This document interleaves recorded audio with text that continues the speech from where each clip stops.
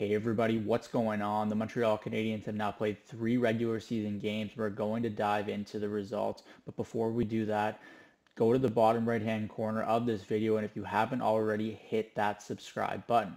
The Montreal Canadiens have gotten off to an interesting 1-1-1 start to the regular season. They lost to the Toronto Maple Leafs on opening night in a shootout. They followed that up with an impressive victory over the Chicago Blackhawks by a score of 3-2 on Hockey Night in Canada.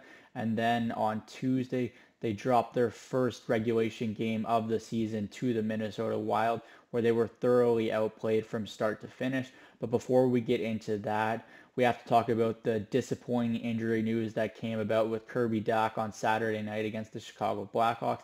This was a real heartbreaker, not just for Montreal Canadiens fans, but for Dach himself. This was a big season for him where he wanted to continue progressing and growing into that second or even a top line center for this group. I'm not necessarily certain that he had that top line upside, but I believe that he did have upside in terms of how he was going to continue growing in a Montreal Canadiens uniform.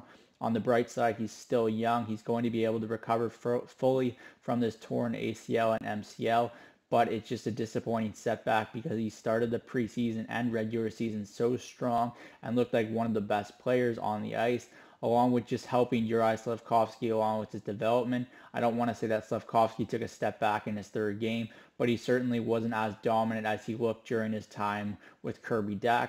I think the one thing about Dach right now is you have to wonder about that injury-prone label. He's missed extended portions of 3 seasons now in the NHL, and he just seems like a guy that unfortunately gets that injury bug a little far too often in the NHL, and that's not something that you can continue to have happen. I know this was kind of a freak injury, and it's not something you can predict. I know Dach went into the offseason and was trying to train in terms of helping his body stay healthy for a full 82-game season. Obviously, that's not going to be the case now, but it's just kind of disappointing for where he's going in his career and his importance to the overall Montreal Canadiens as an organization. This is a player that they were hoping for big things in 2023, 2024, and I just think it's disappointing now that we won't be able to see him for the rest of the regular season.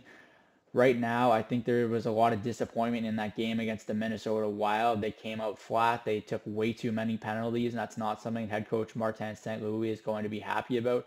They want to be a disciplined team. They want to be one that works hard at 5-on-5. And of course, the giant elephant in the room continues to be that power play. I honestly don't have an answer. I hope the coaching staff eventually has an answer, but I'm not holding my breath.